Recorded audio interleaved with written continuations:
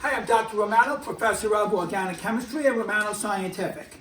I'd like to go over a question with you that the entire study group got smashed on, and it was an easy question. Let's have a look.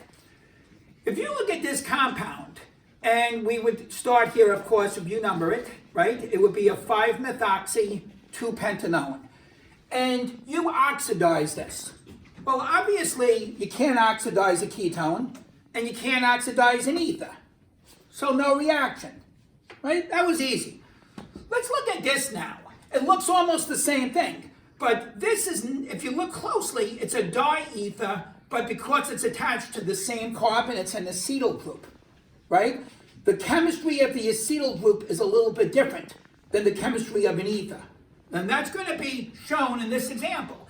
If you oxidize this, a reaction does happen. Now, I want you to look at the conditions. You have heat and you have acid.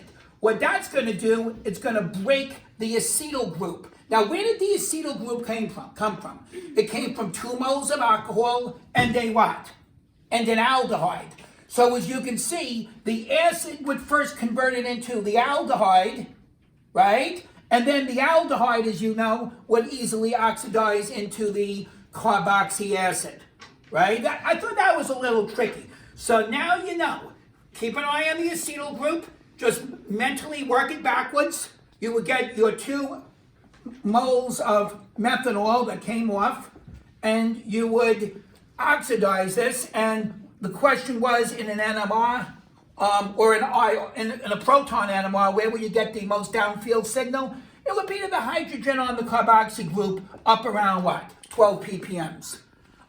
Tricky question. It's not for a guy that's looking for a 20. That's a kid with a 30 on the DAT. It's a hard question. All right, see you in study group. Bye-bye.